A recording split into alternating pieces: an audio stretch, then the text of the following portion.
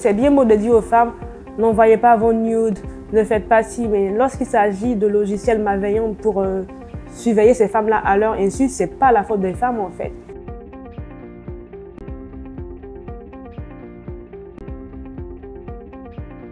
La Ligue ivoirienne des droits des femmes est une association féministe qui est née sur Internet. Et depuis 2020, nous travaillons sur les questions du féminisme, des droits des femmes et aussi nous luttons contre les violences faites aux femmes. On va dire que depuis que la Ligue existe, il y a une réelle libération parlant de la parole. Parce qu'avant, on avait cette omerta autour des violences faites aux femmes. Depuis que la Ligue et d'autres organisations, parce qu'on a peut-être insufflé une nouvelle ère, on va dire, du féminisme en Côte d'Ivoire, mais on a aussi d'autres organisations avec nous qui ont travaillé pour que la violence faite aux femmes ne soit plus banalisée. Et aujourd'hui, des femmes peuvent maintenant témoigner, ont le courage de parler de ce qu'elles vivent depuis longtemps, sans vraiment avoir peur, en fait, des conséquences, parce que derrière, il y a des assos qui vont les accompagner. Quand j'ai commencé, j'ai dit qu'on était né sur Internet, c'était pour une raison, parce qu'on est la preuve que Internet fait de bonnes choses. Et de l'autre côté, il y a des personnes derrière l'écran qui aussi font subir des violences à des femmes. J'en ai été victime moi aussi de bashing sur Internet, de harcèlement numérique. On va dire que la Ligue a beaucoup de cas comme ça qui viennent. Et très souvent, les femmes ne savent pas vers qui se tourner. Parce qu'on se dit, il a mes nudes, il a mes photos, si il publie, j'aurais honte. Parce que très souvent ici en Côte d'Ivoire, c'est la victime qui a honte. Ce n'est pas le bourreau qui doit avoir honte. On remet tout sur la victime. Donc il y a beaucoup de cas comme ça qui viennent en Côte d'Ivoire. Mais avec l'avènement, on va dire, des féministes sur Internet aussi, on permet aussi de délier la parole et de lutter aussi contre ce fléau-là. En premier lieu, on va parler du body shaming, qui est ce concept-là où on essaie de faire honte à une personne à cause de sa forme, de son poids. Les femmes en Côte d'Ivoire en sont beaucoup victimes. Il y a ce qu'on appelle le sextortion, c'est-à-dire faire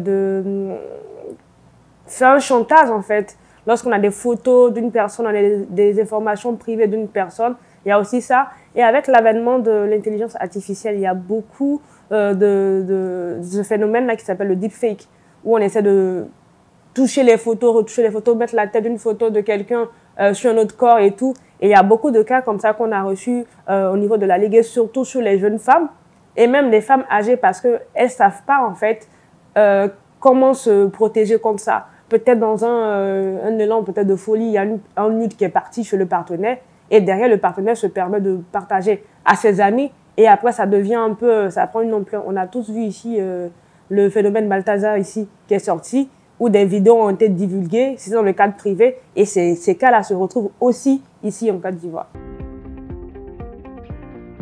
On a eu des cas, et l'un des cas dont je me souviens, c'était une femme qui avait été stationnée, on va dire, il y a son partenaire, qui était son ancien mari, qui avait des photos d'elle et qui ne voulait pas qu'elle le quitte. Il lui disait, bah, tu me quittes, je divulgue tes photos. Et lorsqu'elle est venue vers nous, elle avait peur, se disait, bah, c'était fini. On lui a dit non. Il y a la PLCC qui est là, qui est la police de lutte contre la cybercriminalité, qui peut vous accompagner. N'ayez pas peur, en fait, de porter plainte parce qu'il essayait de la maintenir dans un foyer violent. On a pu l'accompagner lorsqu'il a su qu'il y avait la PLCC et la Ligue. Il a carrément oublié son projet, il est parti. Mais s'il avait continué, je pense qu'il aurait été en prison parce que la PLCC fait un travail extraordinaire sur la question. On va dire qu'à la Ligue, on essaie de ne pas hiérarchiser les violences parce qu'on se dit chaque personne a un seuil de tolérance différent. Moi, je peux peut-être avoir été victime de deepfake et puis supporter, une autre peut se donner la mort. Donc pour nous, il n'y a pas vraiment quelque chose qui sort de l'ordinaire. Mais déjà, voir que sur le rapport de Kaspersky, 9000 personnes qui ont été interrogées, il y a un quart qui ont déjà partagé leur contenu intime, c'est déjà assez alarmant sur la question. Et je pense que UNICEF aussi a fait une étude sur cette question-là. Et c'est les jeunes qui, la plupart du temps, partagent, on va dire, leur contenu intime. Et souvent, ces contenus-là sont, on va dire, mis au devant du public sans leur consentement. C'est-à-dire, c'est le gros problème, c'est le consentement sur la question. Donc, pour moi, que ce soit deepfake, que ce soit body shaming, que ce soit sextortion, tout est au même niveau. Mais avec l'utilisation de l'intelligence artificielle, il faut faire attention parce que derrière ce harcèlement numérique-là, il y a la mort. il y a la dépression, il y a le manque de confiance en soi derrière, qui sont des problèmes vraiment assez importants lorsque ça touche vraiment à la santé mentale de la personne. J'ai on va dire deux messages, un pour les femmes, un pour les personnes qui font fuiter ces images-là. Parce que c'est bien beau de dire aux femmes, n'envoyez pas vos nudes, ne faites pas ci, mais lorsqu'il s'agit de logiciels malveillants pour surveiller ces femmes-là à leur insu, c'est pas la faute des femmes en fait.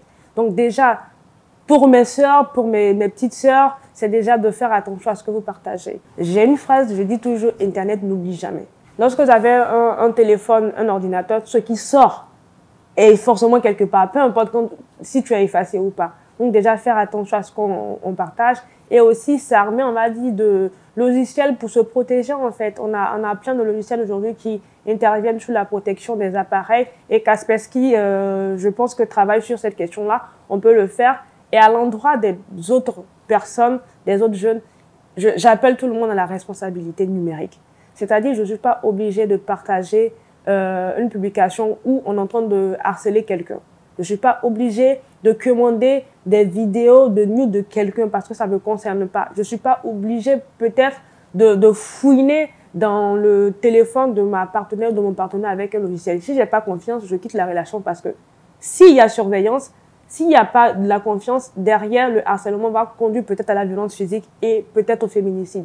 Donc, pour éviter cette escalade, en fait, c'est mieux de réfléchir, de se dire, bon, voilà, en tant que jeune, c'est quoi ma responsabilité lorsqu'il y a un cas de deepfake? Est-ce que je fais partie de ceux qui vont propager la nouvelle ou bien, à mon niveau, je fais stop et mettre un mur? Les premiers pas à mener, déjà, c'est de faire des captures, de garder des preuves. N'effacez pas les messages, faites des captures d'écran, gardez des preuves, les audios. C'est important pour vous parce que si vous voulez porter plainte après, ça va servir, on va dire, de preuve. Il y a des femmes qui ne veulent pas porter plainte sur le coup. Ce que nous, on peut faire derrière, c'est de les accompagner pour qu'il y ait une reconstruction psychologique derrière. Je dois donner des conseils sur comment se protéger pour ne pas que les données à caractère personnel soient dévoilées tout le temps. Il y a ces jeux souvent qu'on fait sur Internet où on dit « Ah, on verra quand tu vas te marier, avec quel mari, tu vas te marier en quelle année ?» Ces jeux-là permettent de collecter à votre insu des données personnelles. Parce que quand vous rentrez, vous mettez votre nom, votre numéro de téléphone, votre date de naissance. Mais quelqu'un peut s'asseoir et collecter tout ça. Donc déjà, il y a ça à prendre en compte. Et nous, on peut les accompagner avec la PLCC pour que leur plainte soit entendue et que derrière, elles puissent avoir gain de cause. Et même si elles n'ont pas fait, souvent le fait d'aller juste porter plainte, de savoir qu'on a été écouté, ça fait beaucoup de bien. Et déjà, je tiens à saluer cette politique qui a permis de créer la police de lutte contre la cybercriminalité parce que c'est important d'avoir une force qui est dédiée à cet état de fait-là. Et je pense que déjà, au niveau des sanctions, il faut la répression. C'est bien de parler, c'est bien de sensibiliser, mais il faut la répression. Il faut que lorsqu'il y a des cas de certains de deepfake ou des cas de surveillance à l'insu d'un partenaire, et qu'il y a des procès, il faut que ça serve, on va dire, de leçon. Parce que je pense qu'ici, on a tendance à être touché lorsqu'on voit les conséquences de la chose. Donc déjà, il faut la répression. Il faut qu'il y ait une éducation numérique au sein des jeunes sur la responsabilité numérique, de savoir ce que je peux faire, ce que je dois faire, comment même éviter même de partager les fake news. Ça aussi, c'est une responsabilité numérique. Et je pense que ça peut être aussi mis dans comment est-ce que les organisations fonctionne aujourd'hui en Côte d'Ivoire sur la sensibilisation. Nous, chaque année, on a un thème de sensibilisation. L'année dernière, c'était les violences numériques sur les femmes et tout. Cette année, ce sont les féminicides. Mais ça permet aussi aux organisations de pouvoir cibler on va dire le message qu'elles veulent faire passer sur les violences faites aux femmes. Donc, c'est à nous aussi, organisations de la société civile, de nous approprier ce thème-là et aussi à l'État d'accompagner les organisations qui ont déjà des initiatives sur la question. Alors, pour nous qui sommes nés sur Internet, qui savons c'est quoi les dangers d'Internet, je pense qu'on est assez mieux placé pour dire que il faut que chacun puisse avoir cette responsabilité numérique. Je reviens toujours dessus parce que je me dis, on ne peut pas forcer quelqu'un à faire quelque chose qu'il ne veut pas. Déjà, c'est à nous, en tant que citoyens, de se rendre compte qu'on a un devoir envers, on va dire, la communauté dans laquelle on vit et déjà d'être responsable. Et comme message pour les cellules d'activisme, aujourd'hui, on parle de féminicide. donc c'est celui d'activisme. Mais comme j'ai dit, ce sont des enchaînements de choses. C'est lorsqu'il y a deepfake, lorsqu'il y a sextorsion, lorsqu'il y a harcèlement numérique, il y a violence émotionnelle, il y a violence physique et il y a meurtre. Donc pour moi, pour éviter, pour prévenir ces féminicides-là, parce qu'on ne veut pas être des pompiers après le feu ou bien des policiers après la mort, c'est important que nous, à notre niveau, on puisse lutter chacun à sa manière contre les violences numériques, parce que c'est pas des violences qui se font dans un monde fictif. Internet, c'est la réalité. Ça peut être virtuel, mais c'est la réalité. Une personne que tu trouves dehors, c'est la même personne qui aura un téléphone pour t'envoyer un message. Donc, c'est déjà au point de vue, on va dire, de la responsabilité communautaire que chacun puisse sensibiliser sur les violences faites aux femmes déjà. Chacun puisse savoir les limites. Où est-ce que je peux, la limite à franchir. Si une jeune fille m'a dit qu'elle veut pas que je avoir son numéro, je la laisse tranquille, en fait. Je lui envoie pas des messages tout le temps. Je reprends ses photos pour coller juste pour avoir son numéro. Ça, c'est du harcèlement numérique. Donc, c'est beaucoup de sensibilisation, de responsabilité numérique et d'accompagnement aussi des associations qui travaillent sur la question des violences faites aux femmes. Le suivi, il commence même depuis la prise en charge, comme on l'appelle chez nous. On ne travaille pas sur le sein de la Ligue, on travaille avec des organisations comme Akaba Mousso, comme Sopo Chanois, avec lesquelles on a des partenariats. Ce sont des organisations qui ont leur sein des centres d'hébergement. Donc nous, au sein de la Ligue, lorsqu'il y a des cas où des femmes ont besoin d'hébergement, on fait appel à Akaba Mousso et Sopo Chanois qui hébergent les survivantes. Nous, derrière, on fait beaucoup aussi de réinsertion sociale parce qu'il y a des femmes qui, après, ont besoin de fonds de commerce, en fait. On fait souvent des appels aux dons où il y a des entreprises qui, de manière spontanée, viennent faire des dons à la Ligue, en fait, pour accompagner ces femmes-là. Derrière, il y a le soutien psychologique qui est continu. Lorsque ces femmes-là pensent qu'elles sont guéries ou le psychologue pense qu'elles sont guéries, on arrête la procédure, mais elles ne payent rien. Peu importe le cas, elles ne payent rien. Les frais qui sont assez lourds au niveau de la Ligue sont les frais au niveau juridique parce qu'on n'a pas d'avocat pour nous aider. Donc, on a très souvent besoin d'avocats, de juristes pro bono qui viennent aider, en fait, de manière gratuite. Mais au niveau même du parquet, il y a des choses qu'il faut payer, on va dire des frais qu'il faut payer. C'est nous qui supportons tout avec ces femmes-là. Donc, il y a un accompagnement qui est fait. Et il n'y a pas seulement que les femmes, il y a des filles, des enfants qu'on accompagne. On travaille avec des pédopsychologues, des gens qui s'occupent de la psychologie des enfants pour aider les enfants, soit qui ont été victimes de viol ou qui ont été dans des foyers violents. Parce que lorsqu'il y a violence sur la maman, l'enfant aussi subit les conséquences. Donc, il y a un accompagnement qui est fait derrière et on les intègre aussi dans nos activités.